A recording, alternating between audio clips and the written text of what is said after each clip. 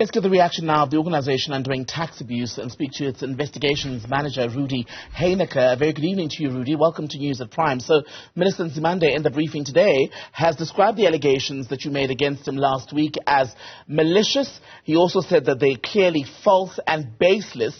Do you have irrefutable evidence that he was indeed involved in some form of kickback scheme?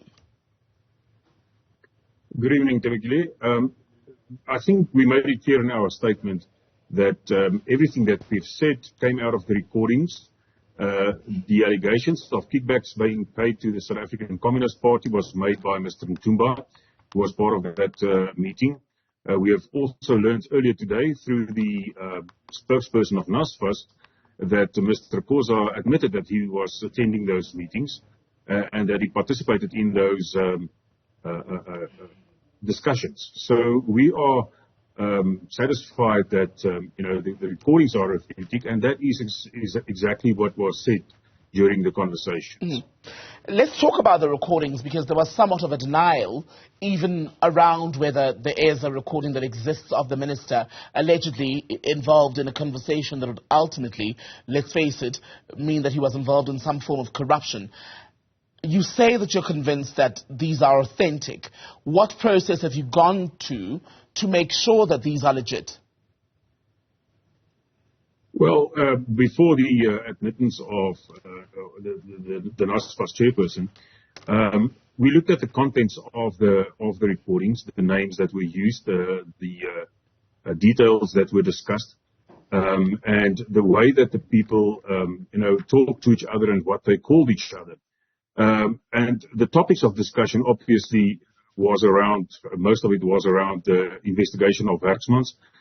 In the first recording, Mr. Ntumba suggested that Werksmans being appointed, and that happened. The second recording, there was calls from the service providers that the action taken after the Werksmans report come out, and they predicted that maybe there will be a termination of the contracts. That NSFAS must wait another 3 or 4 months, and that happened as well. So, like I said, we are confident that the recordings are authentic. Outside of the names mentioned, etc., is there a possibility that these may have been doctored recordings? No, there's no possibility of that. And you say that based on? Because that is exactly how we received it.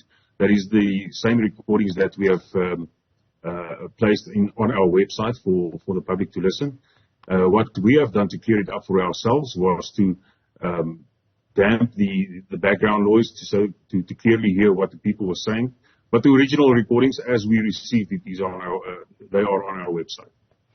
And just on that, at this point, Minister Nzimande says he's going to subject himself voluntarily to the ethics processes within the ANC and the SACP, which allegedly also benefited from the alleged fraud and corruption in the story. Do you think that will be enough? Because as I understand it, you in fact now want to bring in the public protector and open up avenues for other investigations.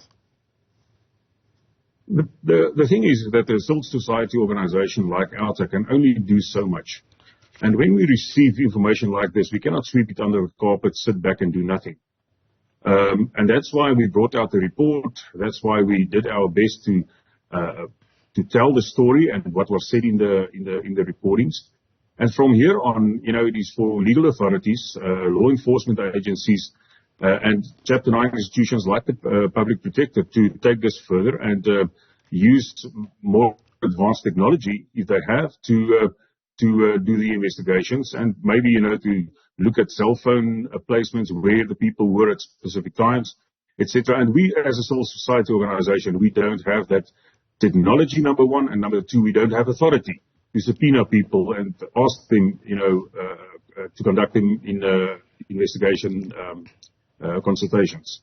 And Nzimande feels so strongly that you've maligned him in this matter that he's now considering his legal options. He believes it's part of a campaign against him, which you are then part of. If he does take that action, do you have enough to go on to successfully defend the action? Well, one will have to wait and see what the minister do, and if he takes the action. And only then we will be able to comment on that to see if he takes action, what is he doing, and only then we will be able to reply on that. But we will definitely, if there's any legal action, defend that. And if it's found that his version is indeed correct, what then? Well, I cannot give you any comments on that. Outa has always been in the past, when we went to court on any matter, win, lose or draw, we accept the outcome of a court ruling.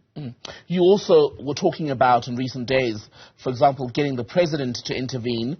If Nzimande does not resign, he said today, quite clearly, he's not going to resign. Ernest Khoza has also not shown any intention to leave the student financial aid scheme.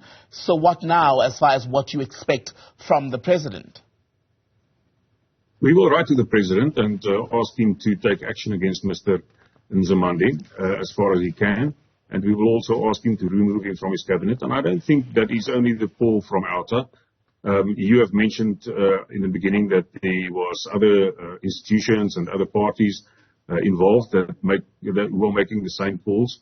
We have also learned over the weekend, especially a lot of student organizations making the same call. So I think this report was, the last straw that broke the camel's back. And we will definitely ask the president to act. And lastly, I must put this to you because it did come up in the briefing with the minister, Dr. Nzimande, suggesting that what you are doing here now as part of a fight back campaign possibly linked to businesses that would lose out on a change, not a change in regime necessarily, but a change in some of the service contracts that they'd held with the National Student Financial Aid Scheme. Are you fighting a battle on behalf of any of the companies that would be disadvantaged by this decision, the change in contracts? I can assure you that Outa is not fighting on behalf of any company or any institution or individual. I think our history proves that we are fighting corruption and that we will unmask corruption as far as we can and ask the law enforcement agencies to take it further if we cannot take it any further. We have already, handed these recordings to the SIU, hoping that they will be able to investigate that under the current proclamation. But I can assure you that we are not acting on behalf or in cahoots with anybody, that we are fighting the corruption that we believe happened here. Rudie Heyneke, good to speak to you from Outa. Thank you for your time.